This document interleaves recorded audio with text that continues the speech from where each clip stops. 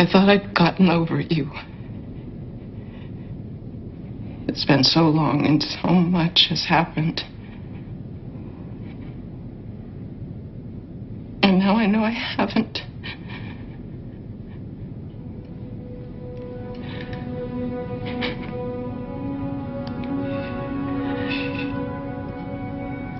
I've missed you. I've missed you so much.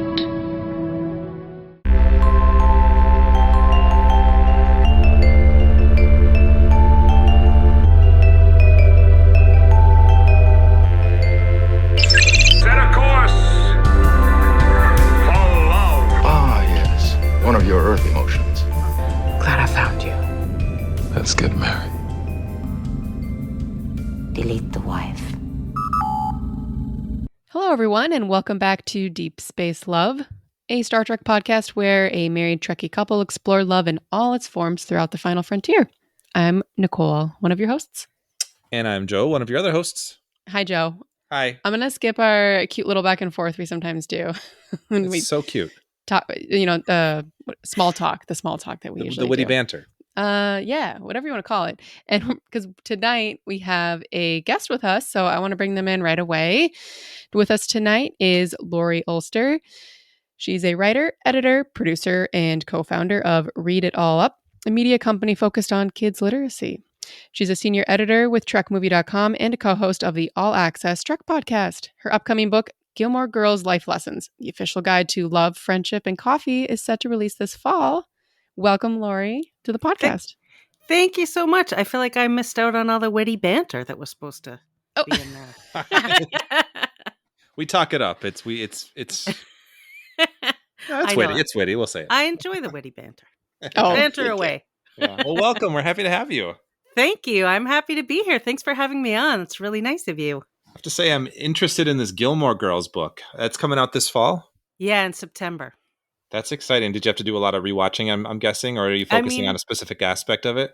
Hilariously, I was already in the middle of a rewatch when I got the job to Ah. do the book. Awesome. Perfect timing. So, and they're like, "Are you familiar with Gilmore Girls?" And I'm like, "I'm doing my 500th rewatch right now." So, yes. So I did end up, rewatching upon rewatching because it was all life lessons from specific things that happened in the show. That's cool. That's exciting. Going through your website and your resume, you got a lot of cool books. So anyone listening, definitely check out Laurie's website for some cool stuff. And TrekMovie.com, always a fantastic resource. I always love your stories that come out there and like news updates. But I've been actually really getting into the All Access podcast too. I really enjoy the interviews you guys have been doing. Particularly, been a lot of fun. Oh, that's great. Thank you so much. We've been lucky. We got some really good people recently. Yeah, I just finished the one with Aaron Watke on Prodigy. That was really fascinating. He's always great. He was on, I think the first time he was on, it was our 100th episode. Ooh. So that made it special. So we're coming up. We're not that far from 200. So he might just have to keep coming back. Milestones. Nice. Yeah. 100 episodes. Yeah. I think Joe sent you the questions that we have for our new guests on this podcast. If you feel ready, we can start those up. Sure. All right. So first and foremost, since we're a Star Trek podcast and we'd like to talk about love, why do you love Trek? Because it's great. No, there's more to it than that. I mean, I think for me, it is this combination. People always talk about optimism, and I like to say it's actually more than that. It's idealism. So this idea that humans are going to stop being jerks and actually evolve into people who aren't afraid of emotions and people who prioritize caring about other people and being really smart. I love all that. And I love the, first of all, very memorable characters always in all the shows and movies. And then also just the beautiful way of using, really wacky, fun sci-fi to tell very human stories. Absolutely. Yeah. That's, almost verbatim, like some of my thoughts on the episode we'll discuss today. Yeah, it is. It's funny because I was like, this episode is such a perfect example of using sci-fi to tell a very basic emotional love story. But when you add all this sort of I don't even know how to describe it, like this dressing to it and just Mhm. completely change the setting and the specifics. It's pure sci-fi and yet it's pure romance. Yeah, I love that. So, next question here. Oh yeah, your home base crew, or it doesn't have to be your favorite show. I think when I like came up with these questions, I'm always sort of interested in like just what feels like your home base, where you're like, I feel like I could like be a part of this ship and feel at home, or like just like your crew, you feel like is like you could fit in with that group. I mean, yeah, like I can't ever pick a favorite because it's like Yeah, saying pick your favorite dessert. Well, is it summer? Is it winter? yeah, Did I have a big dinner before? It's like all those things. yeah. But like I started with the original series when I was a kid and there was no other Star Trek. I mean, nothing else existed. And in fact, the animated series, as far as I know, I grew up in Toronto, Canada, and I don't think it ever aired there because I was desperately looking for it and couldn't find it. So that's like that's the show that I know. I know the way the Enterprise looks. I know every episode. I can usually tell from an opening frame what episode it is. I love that. Because as a kid, it was like I watched it over and over and over and over and over. But I mean, ask me on a different day. Like I have days that, my comfort viewing Yes, can exactly. be TNG, DS9, Voyager, Prodigy. I have a special place in my heart for Discovery because I worked on the after show in the first year. And so that was like a really exciting time. Yeah. So yeah, little bits of everything. But I guess original just because that's what made me fall in love with Star Trek. Oh, that's fair. I love that. And then lastly, if you could go on a date with any character in Star Trek, which I think all the guests have like a hard time with this because it's like, how many characters are there now and all your options? And it doesn't have to be like romantic. It can be like a friendly coffee date if like a romantic atmosphere is not in the cards. So you can answer it however you feel. But yeah, if you chose a character today, who would that be? So not an actor, but a character. Because if it was an actor, I'm picking Chris Pine. But Yeah, here, here. character-wise, for like a date, and I'll stick with the romance of it all, Sure. I would have to say Book from Oh, Discovery Interesting choice. Yeah. because he's so hot and wonderful. But I feel like I feel like if I had been not such a little kid when I was watching the original series, I might have had a big crush on McCoy. oh, really? Awesome. Yeah. So, and then if I was just going to hang out, Dax. I'm hanging out with Dax. Oh, I know, JADZIA. right? Yeah. Yeah. Great choices. I love that. I love that. Thanks for answering those questions, Yeah. Laurie. Before we dig into the episode, we have just a real quick segment where I like to call the Trek Check.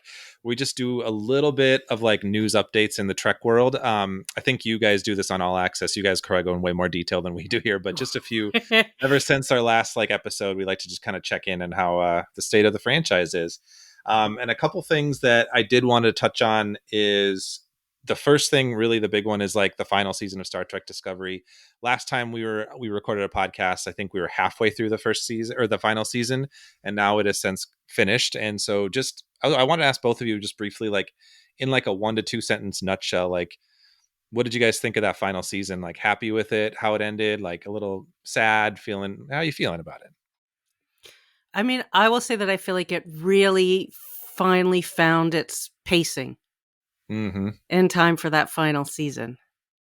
And then now it's over. So it was like, to me, this is the reason there should be more of it. As I Yeah. watched. Yeah. Yeah, I agree. It was tough to end on, and it's tough to see that finale of this, knowing that was like a finale for the season, and then they had to kind of add that addendum to it, that epilogue. It's tough to know, like, so much of that could have been fleshed out more in that epilogue in a season I mean, 6. we wanted updates on everybody, and we didn't Yeah, really get them. Yeah. yeah, totally. How about you, Nicole? Yeah. I ultimately, if I could sum it up in one word, it'd be bittersweet. Like you mentioned, the recognizing that it was originally set up to be the end of a season, and some of those little or big kind of drops at the end of the episode. With Kovich and some of those things, and also, I mean, as Laurie mentioned, it really had found its stride. I honestly feel like it just kept getting better, somehow getting better and better with like every season overall. And like the season was just really beautiful overall with like the especially like Burnham's journey and just where she landed. And I really loved all that. But ultimately, like I wasn't ready for it to be over. I think most of us weren't. So in the end, bittersweet, but that was a really fun season. Yeah, it was. Yeah, it was fun. Sad to see it go, but ended on a good note. I'm happy for what it created. I mean, Yeah. I if I go on for just a second more, but I mean, I think like the show itself, plus just the reignition of the franchise. Discovery season 1 really kind of jump-started all the stuff we've had in the last 6 years. And That's why it was so hard to let it go. Like when I heard that it was ending, because I was like, this kickstarted this whole new era of Star Trek on TV that I honestly never thought would happen. Yeah. And then I was kind of in there at the very beginning with Discovery. And so working on that after show, and which I feel like such a dork because I'm always bringing it up, except it was a total highlight of my entire life. Oh, so, yeah. We can elaborate if you want. I would love to hear all about it. Yeah. Well, I mean, it was an after show. I was told they're doing an after show for this new Star Trek. I got to be the supervising producer, and I had been out of TV for almost 15 years. Wow. This was my step back into TV. And so we were getting, like, first of all, my first day at work, they said, okay, we have this first 2 hour, we're all going to sit down and watch the 2 hour opening episode. Yeah. That was my first day of work. I was like, this is the best job I've ever had. No kidding. And then we got scripts and rough cuts, and I could ask the writers, I could email them my questions every week. Why did you do this? Why did you do that? How about this? How about that? They sent us tons of behind the scenes photos. Everyone was so generous with their time. The actors would come on the show and just be delightful. We insisted on having a writer on every show, which was fantastic. And it was just like, I've never been so happy to get up and go to work in the morning ever. Wow. No. Oh, yeah. That sounds amazing. Sounds great. Yeah. Dream job for sure. Yeah, it was phenomenal. So then I feel this personal connection to Discovery because we were there promoting them when nobody had made any decisions about them. We saw shows and scripts before most other people did, like it, viewers and stuff. So it was, and we had a lot of fun making that show. Yeah. I think that's a worthy brag for sure. Oh, yeah. Own it. Yeah. Mm-hmm. Well, the best was I won't get into the specifics, but there was something in the first season, and I emailed the writer, and I was like, I don't think they'd say that because I can't even say what the thing is because that'll give it away. But the so-and-so famous thing that we've heard of, this is what it really means. And they changed the dialogue. Oh, man. Wow. And I was like, woo, I changed Star Trek. So that was fun too. That's super cool to say too. Yeah. I know it. Yeah. I love that. Well, yes. Other news that we had is Star Trek Prodigy debuting on July 1st, all 20 episodes. That's going to be exciting. We're looking forward to that. Yeah. Yay, indeed. Some news with Starfleet Academy, some casting announcements that have been really exciting. We got the Holly Hunter was a big one, but then Paul Giamatti was a new one for Can you villain role. believe that we're getting those two people on Star Trek? Absolutely wild. I'm so pumped for that show. Oh my God. That is going to be a trip. Yeah. I can't believe it. It seems like something somebody would have made up to trick me. I know. Like, I feel an like April Fool's announcement. Yeah. There's still part of me too. Like for a while, that was like, is this show like going to happen? But like, we're getting like all these like announcements. I'm like, it's happening. Yeah. I'm just so glad to hear that. Like they're have another show in production and like we have something to look forward to because we've had a couple series end and a couple others are. Especially 32nd Century. I'm excited to explore that area. Yeah. Mm-hmm. And Tawny Newsome is one of the writers. Yes. That's going to be awesome. Yeah. Yeah. So all amazing. That's cool. And then the last little bit that I had, quote, for its enduring dedication to storytelling that projects the best of humanity into the distant future, the Star Trek franchise is honored with the Peabody Institutional Award. Oh. So that was kind of big news. The Trek got a Peabody. Yeah. And they had a ton of people there too. Yeah, that was kind of cool to see like some of the pictures. Like I think even Scott Bakula was there. A lot of new Trek people for sure. But yeah, it was fun. Yeah. So congratulations, Star Trek. Good job. Yeah. Well earned. And that is what I have for our Trek check today. Computer status report. What the hell was that? Thanks, Joe. Yeah.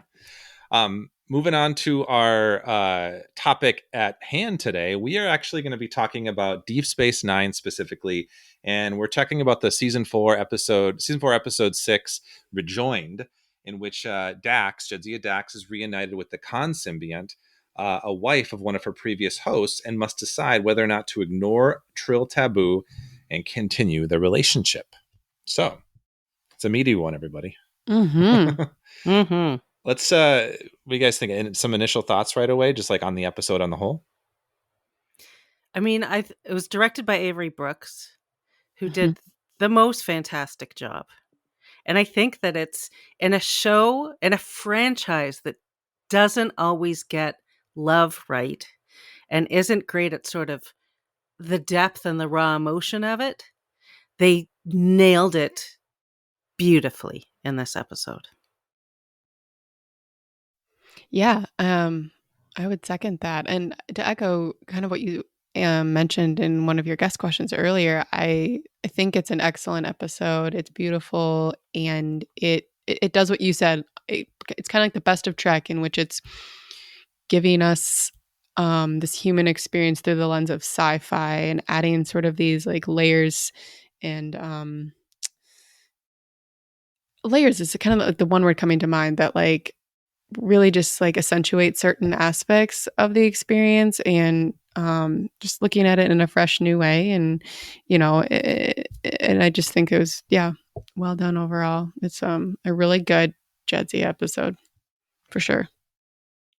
Agreed. This is kind of, we're in season 4, so really in the thick of like some DS9 getting like really strong moving into its latter few seasons. But I think like you guys are saying, like this is a perfect example of like what I love about the science fiction genre, like on the whole. Like it's using these like really fascinating and like strange concepts to like tell a really make some poignant metaphors about like emotion and feelings and like societal pressures and all these different things. And it's just super well done. Like it's dramatic.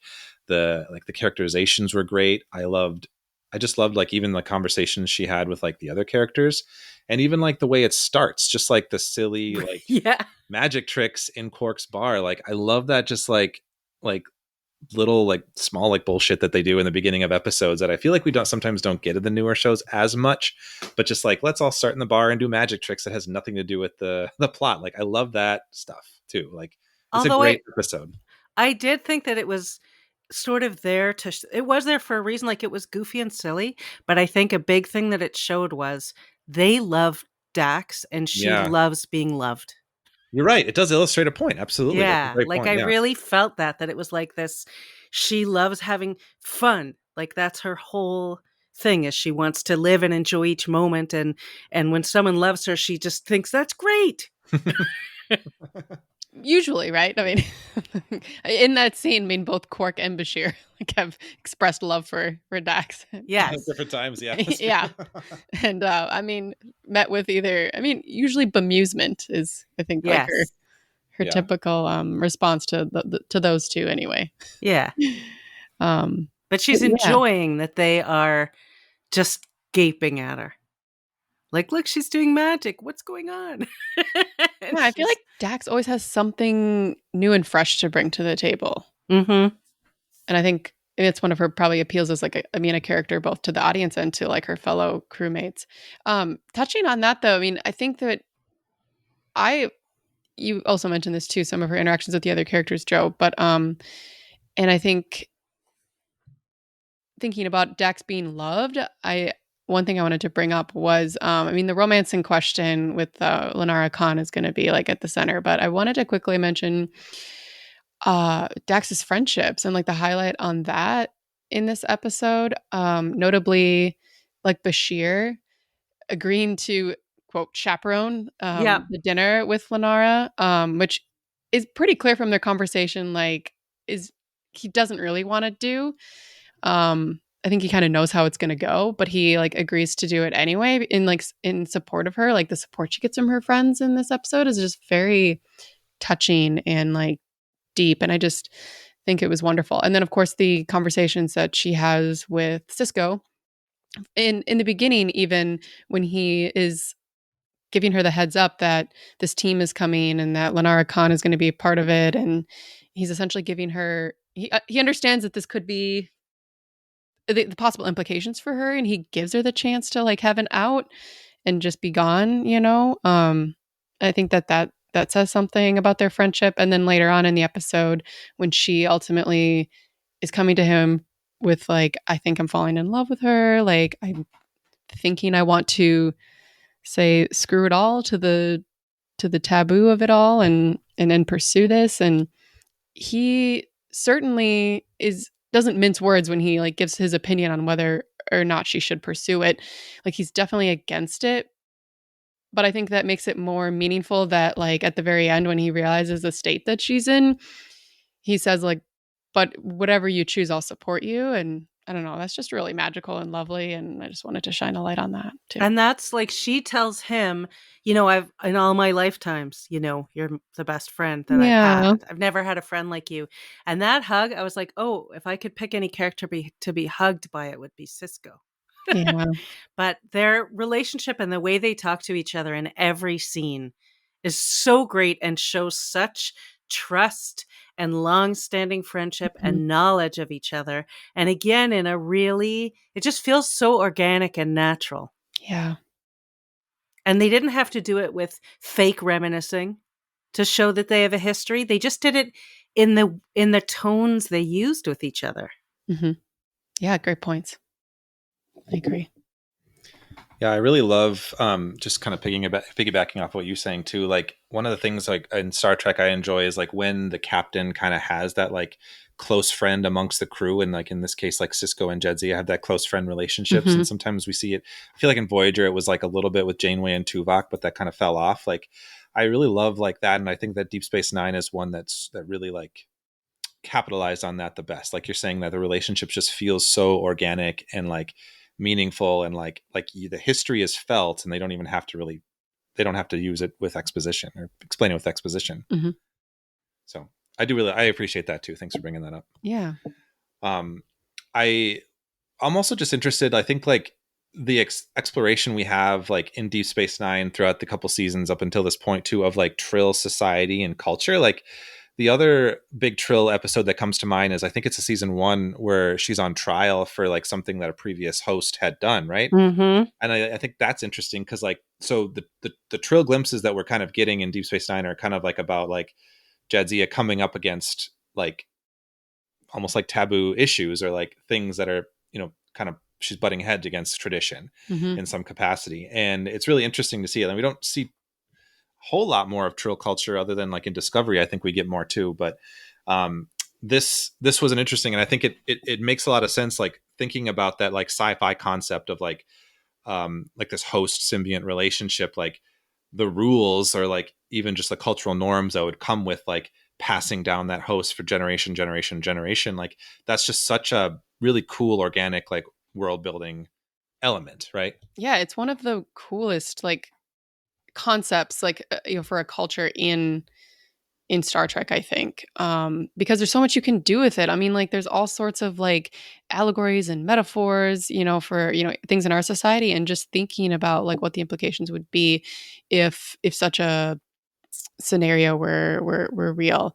But to mention that though, because we'll get into it, like the taboo in this like episode, and it makes sense though. Like you're saying, what did I read? Yeah, because they kind of had to come up with this like idea that you can't just like keep hanging out with the same, you know, because then all of the joined Trill would basically have their own aristocracy.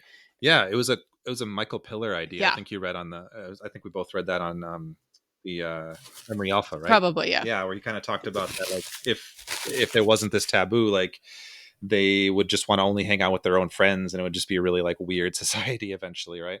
Yeah, well, there'd be a huge like, you know, there'd be that faction, and then there would be like the unjoined Trills, and I don't think that would be.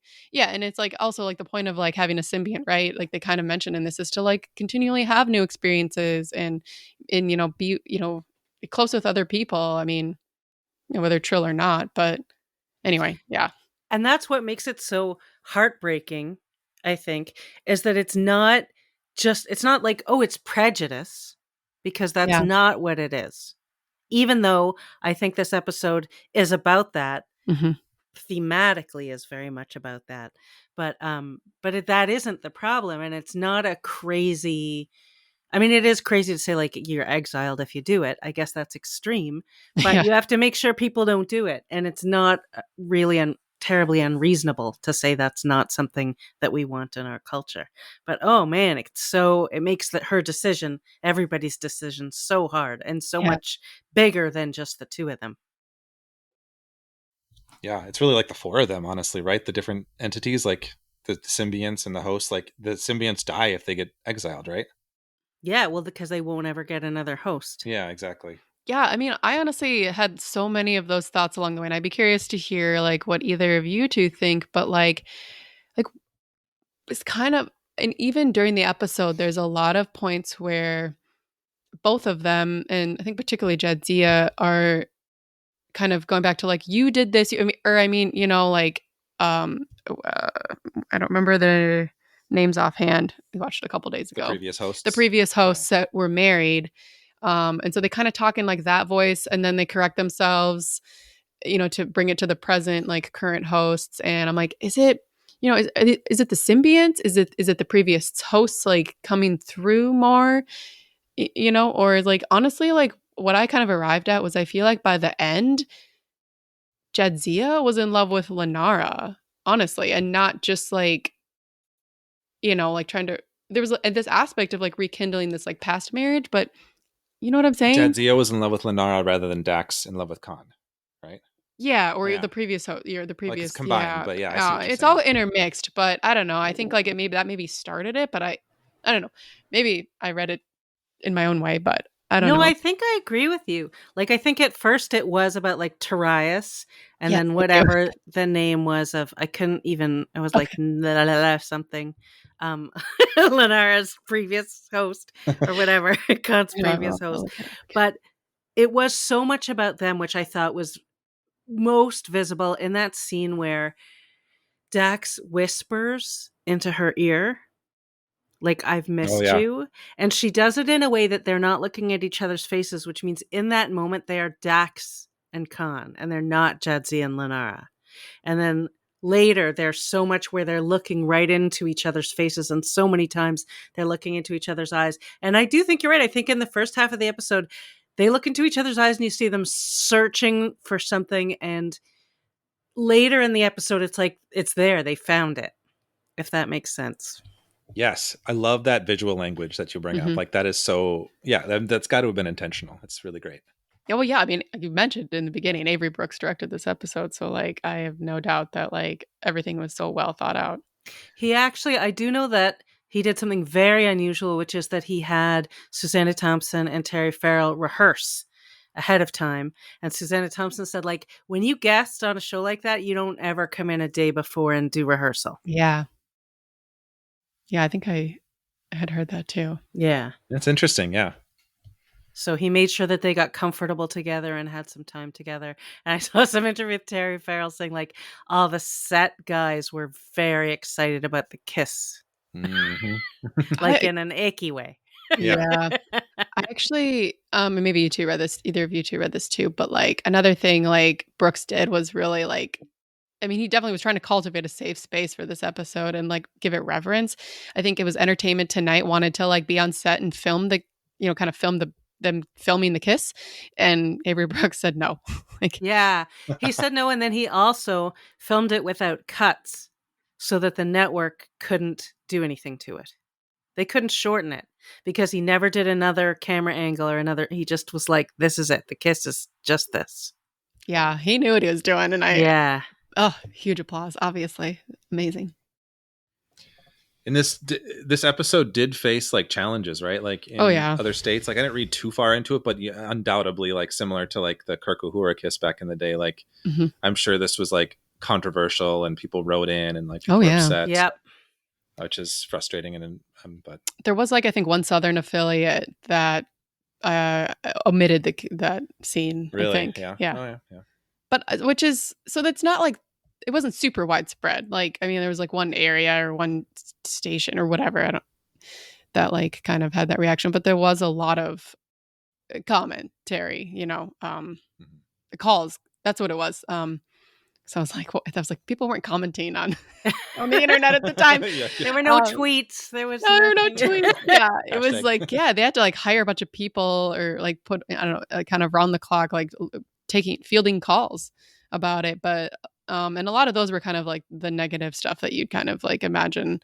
Oh, my kids saw two Like, women not in front kissing. of the children. I'm Yeah. like, oh, the children shouldn't see people kissing who love each other. But conversely, a lot of people, and these were more in the form of letters, wrote very positively about it. So it's a little bit polarizing. There's actually, I don't know, there's some quote I read on Memory Alpha about like, I don't remember who said it. Maybe it was Ira Stephen Bear or something, but it was something about like how we tend to think of Star Trek as, very kind of like a little bit more liberal left kind of like idealism, but like surprisingly and more than people might think, there's a strong conservative cohort that watches the show, but somehow all of that kind of misses them until, something a scene like that comes up. Yeah, we got a complaint at Trek Movie this month Oh my God. about promoting Pride. Like, why are you doing that? Have you seen the shows? Yeah, we just don't. I mean, we don't need to respond to somebody who's Exactly. wants to Yeah. know why. Yeah. Don't even need the airtime.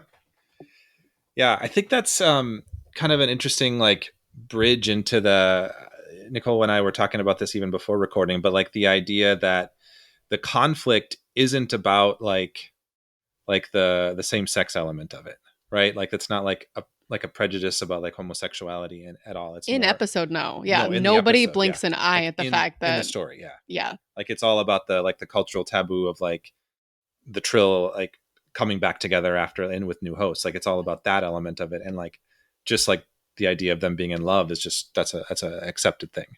Mhm. Which is such a beautiful way, especially like at that time when it was a very unusual thing to do. Yeah. It was the most beautiful, perfect way of just showing, to quote a phrase, love is love.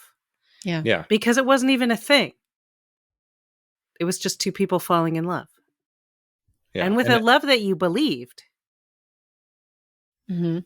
Like you really felt the intensity of their emotions felt very real and very grounded. Oh yeah, the acting was superb. And Yeah. they had, I mean, I don't know if it was that, pre-rehearsal that Avery Brooks had them come in for, but like, I mean, the chemistry and like the sort of romantic sexual like tension was like palpable. Mm-hmm. And I kept like just going, they both look so pretty. Like I was over like when Dax is in her like meditation exercise outfit. Oh my I was gosh, yeah, that I was like, outfit. she's so pretty. Look at her hair. Yeah. She's so pretty. And then all of Lenara's clothes were fantastic.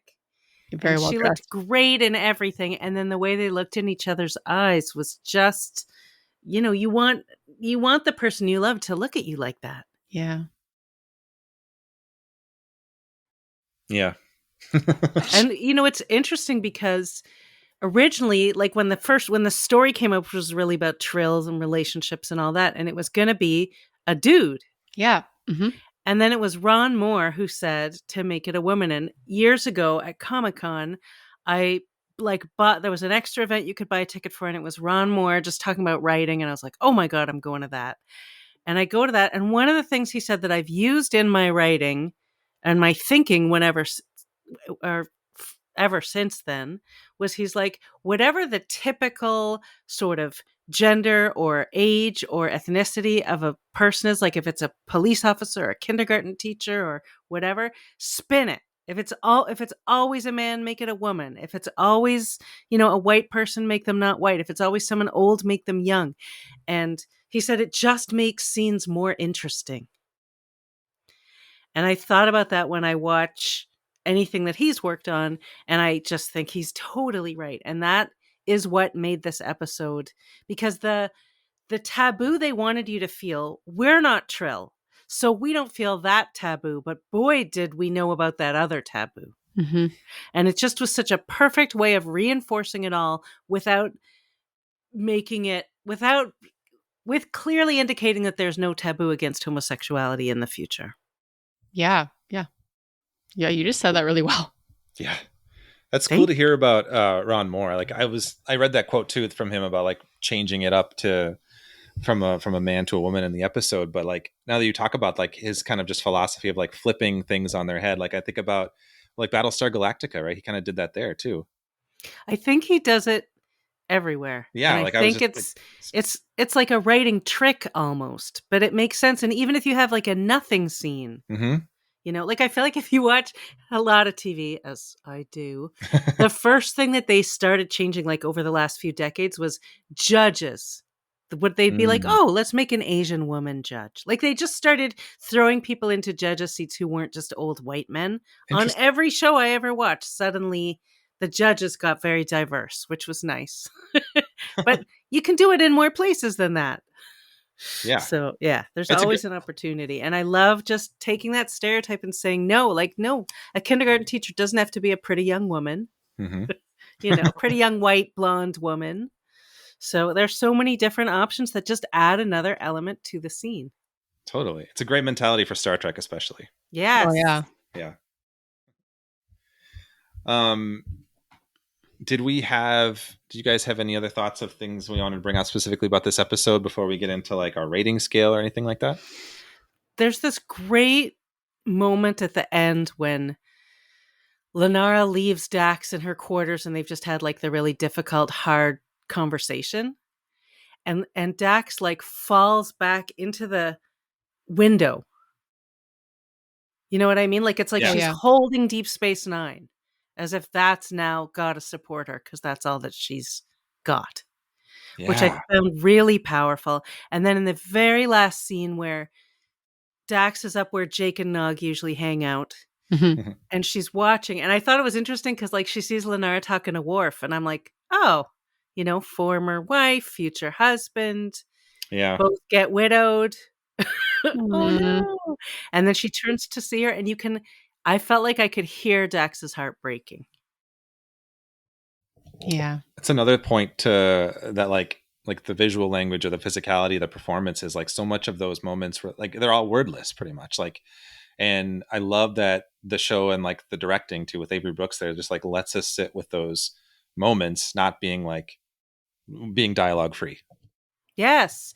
And small things Terry does in the episode because she almost takes on physically the more traditionally male gestures, ways of touching her. She brings her perfume, so that was in the script, obviously. But also just the way she touches her face, there's something very, and even when she whispers to her in that beautiful moment, there's just something where she's taking the lead the way that, you know, a traditional man would. There was just all these little things that were allowed to breathe and just be, and they didn't have to shove them in your face to be like, look what Dax is. It's more like you got it because you looked and you were compelled to look because the acting was so intense.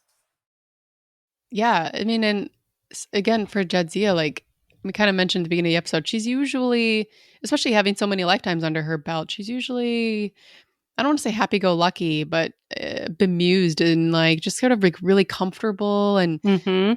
at ease, sort of like almost like she's generally like a fairly relaxed woman. Like she can, you know, she doesn't hesitate when like, you know, it's duty, you know, and she's got to do her job and everything. But like, she just generally, I don't know. She hangs with Ferengi, Yeah. right? Like she gambles with Ferengi. She can fight with Klingons. And I think like that character for me, I mean, I was probably, I'd have to do the math, but I was probably about, I think Terry Farrell and I are about the same age. And so when I saw, maybe I'm a little younger, I'm not sure, but when I saw her on that show, I was like, look at this 28-year-old woman who's so at ease Yeah. and comfortable and has the assurance of someone who's Yes. been a man and a woman and lived through all these things. And she played it so beautifully. And that's why it was such an important character because women were just never, ever allowed to be like that. Mm-hmm. I agree. Yeah. And so, yeah, seeing the changes in her in this episode as she's moving through through this experience is like phenomenally done. And I think more poignant because it's a little bit more of an intense side to Dax and again, it's sort of like, she's treading on like ground she has not trod on before. And then it's very obvious, even though she kind of comes to like a very assured decision ultimately for herself. And then again, like at the end, like you pointed out, like seeing her heartbroken again, like you can feel it because just because it's such a contrast to like Dax's kind of typical vibe. Yeah, I agree. Well said. Yeah, agreed too. One other point that I was thinking about, kind of back to, we guys were talking about like the relationship of JADZIA and LENARA versus like the symbionts themselves. I think that one of the points where we see that shift is really interesting when they're out working on the Defiant by themselves together, and when JADZIA like apologizes for what Tarius did for leaving. Like I thought that was a really like, that's also just like a really cool sci-fi bend to like an emotional moment where it's like, I'm apologizing for like a death that I experienced because I'm in this new body they're in this new body as a new host. But like, it's also like, we've heard that this Tarius character, the Tarius host, was more stubborn and like less willing to listen. And she's kind of like, but then she says, now me, like I'm apologizing as JADZIA. Like that's kind of, I feel like, where we see that slow, like that shift there and where the love is coming from. And I think that's a really interesting scene or a pivotal scene for kind of the whole story too. Yeah, gosh, I could even, and then like the whole, like, we didn't even really talk as much about this, but just like the impact of like, being able to somehow like connect with someone you've loved deeply, but that you lost, and like how like Trills can kind of transcend death in that way in some aspects and we could go on about that, and like, and like grief too. I mean, like, honestly, it's not even, it's another aspect to this, I think, is perhaps important in regards to the Trill rule or whatever, or mandate. But like, I mean, how can you really like experience grief in all of its totality if like you can rejoin with like a loved one, in a new host body? And that'll mess up the loved one, as we saw with Beverly Crusher. Oh yeah, when they hadn't quite developed the Trill yet. But yeah, no, that would mess everybody up. So yeah, something you said, Nicole, just made me remember also the scene when they're at the reception at the very beginning and Dax is in her dress uniform looking fabulous. Yeah. And she's getting some food and she's all of a sudden she's by herself and ill at ease. And I had put in my notes, which is very unusual for her. Yeah. And it's foreshadows that she is going to go somewhere new. Like, she's always at a party. She is always talking to people. She is always comfortable. She is always relaxed. That's true. So, this episode was really carefully done. I also don't think we can, not talk about what Worf answered when he was asked what Klingons dream about. Oh, man. Yes. That is a very fun, like, break in, like, the drama, actually. Yeah. So good. And then Kira's, like, super jolly in this episode. Yeah, she is. She's very, very jolly. And I was trying to look at the timing and I was like, was this when she and Sid started dating? And I think it was later. But it's possible that the sparks were flying because there was just something in the two of them. They had this little scene together and she was like leaning back against the I don't know. There was like a vibe. I was thinking about that too in that moment. I was wondering, I was like, were they together at this time? Could probably do the math. Yeah. I'm going to guess sparks were flying. Yeah. At that point. Yeah. Well, yeah. I mean, I don't remember which season is she pregnant in? No. That's later, right? Yeah, I think it was like a year later that they were officially dating, maybe. Okay. But that just means officially, so. Exactly. Good points. Yeah. Yeah, that's good. Those dress uniforms, you're saying, when I was a kid, I remember not liking those. That's the first appearance of a Bajoran dress uniform. They were good. Yeah. The Bajoran one was really nice, but the Starfleet ones too are fun. I really like them now. I used to not like those, but I really like those ones now. Yeah, everybody looked really great. Look fly. Mm-hmm. All right. Yeah, this is a good one. Let's get into our romance rating scale. Patent pending. I don't know. It's not a patent. Patents aren't involved. I I don't just know why like you to always say say that. But not official in any way. You've made it like part of your spiel It's now when just- you it's introduce automatic it. at this So point. now you can't undo it. Yeah. Well, let's go from bottom to top, shall we? So it's a 5-point scale that we've kind of made for the love stories in question. We start at the bottom with a red alert, which is just a toxic, bad relationship. We have had one of those. A yellow alert, it's still not very good. Slightly better than a red alert. Still not great. Fascinating is where it starts to get positive, and generally positive. It's still like a not sure what's going to go. Needs more to look at. But then we go into fully functional, where it's a very positive relationship, and then resistance is futile, where it is just too hot to handle. So I did give you these rating scales. Laurie, are you feeling ready with your thoughts, or do you I want to give it a am. moment? Okay. Do you want to start? Sure. All right. What do you think? I'm going to go with resistance is futile. Resistance is futile. Ooh. Even though Lenara was actually right in the end, which is that the stakes were too high. Because it just was the implications were too big. They had chemistry. They were truly in love. They knew each other, and they would have had a great life together and great sex together if they could have. All right. Nicole, what about you? Oh man, I was like really hard. I mean, like the first thing that comes to mind is resistance is futile. And like I said earlier, the chemistry was just like electric. But then as I was like, well, I mean, then Lenara kind of did resist in the end. So I was like, where should I put this? Because it doesn't really fit anywhere else. I mean, I think like, since and like we've started doing this because guests kind of introduced this concept of sort of combining them. I feel like it's a combination of resistance is futile and fascinating. Resistance is futile. Fascinating. Fully functional it doesn't quite seem to fit. It wasn't. It was very. It isn't It's too functional. peaceful. Yeah, and then I don't feel like it belongs in a yellow or red alert category. But yeah, I can't disagree with what Laurie just said about resistance is futile. But I also feel like truly, the concept of Trills trying to reconnect via like a relationship established or a marriage established with like previous hosts is like by definition fascinating too. So I'm gonna like put like one foot in each of those categories. So with that in mind, Joe, where do you fall? Gosh, Come on. Did you do the same I thing? did. No. We talk about this a lot. We're like too alike in our thoughts. Well, you Yep. are married. That's true. That's true. But I really like throughout the episode, like when I was watching it, and like we talked about the physicality of the performances and like the directing and just like the intimacy and like a lot of these scenes, like I was like, yes, this is definitely resistance is futile. Like too hot to handle for sure.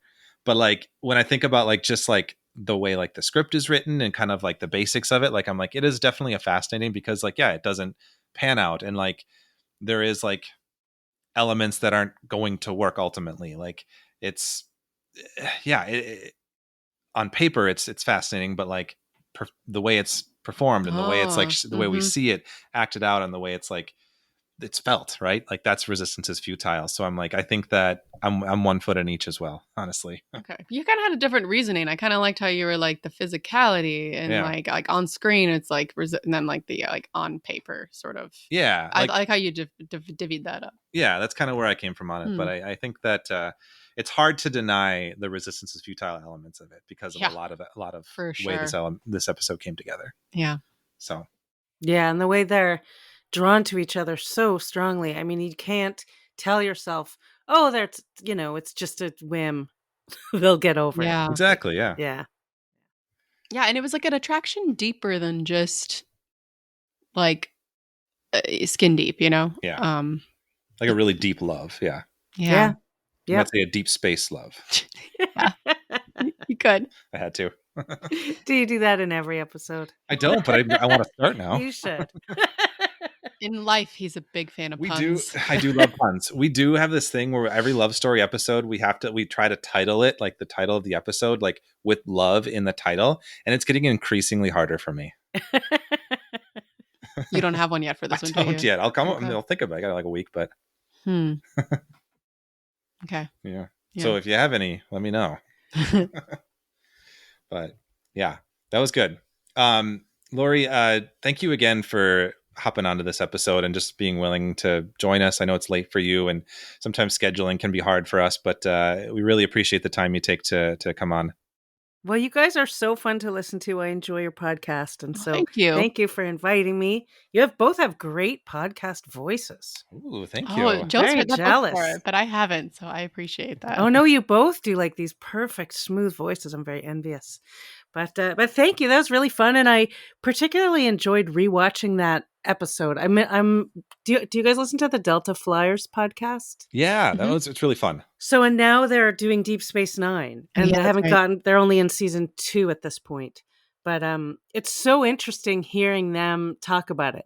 And so I'm very Deep Space Nined up these days, and then rewatching Rejoined and being like, this is such a brilliant episode, but it's also the writer, like peak writers, peak Mhm. directing, peak relationships where everybody is, and before we're in that whole like war section. Yeah. Yeah. So it's Sweet really so thank you. That was a fun opportunity to Yeah. dig into this one. It's a fun thing about kind of like why we decided to do this podcast. Like, it's a fun way to like jump in and out of series at different times. Like instead of just doing like full on rewatches and like talking about that, like we're always like a little bit of DS9 Which is here, fun, a little bit of too. Voyager here. Yeah. There's Yeah. fun both parts, but like it's kind of a fun way to A different way. revisit the shows, I think, for us than how we have in the past. Yeah, Yeah. it was definitely fun for me, and to keep looking at it through that lens of like love and the relationship. And I was like, this is one of the best relationships they've shown. Mm-hmm. Truly, like where even the conversations like that Lenara had with her brother felt real. Like all of the other stuff that went around them was very real and very good. It's like, one thing made everybody else better. For sure. Yeah. Yeah, it's a phenomenon. It's top tier, like Deep Space Nine, for sure. Yeah, definitely. Is there? I know we've mentioned like Trek movie and the All Access Trek podcast. Is there anything else you want to plug, or maybe even anything else coming up on the website or the podcast that you wanted to shout out for folks to look out for? I don't know what we're even doing next on the podcast until we're very close to Prodigy, and then we'll be digging deep into that. Yes. So yeah, just keep going to Trek Movie because there's lots of great news and stuff there. I'm on Twitter, which I'm going to keep calling Twitter, as Flubish, There. FLOOBISH, and I have my Lil Riker action figure that I'm always photographing and hashtagging. So, and come August, I believe Real Riker and Little Riker are going to finally meet Oh Oh, my gosh, that's exciting. because I finally told him I've been carrying this action figure around and photographing it all over the world. So, so he's ready. He's Looking armed forward with the to that. information. He's ready for a photo. I love that. We'll be on the lookout for that for sure. All right. Well, thank you again to Laurie for joining us today. And thank you everyone for listening. If you're liking what you're listening to, like, subscribe, rate. We love to see 5 stars, especially if that's how you feel. But even if you don't feel that way, we'd still love to see 5 stars. Anyway, until next time, love long and prosper, everyone.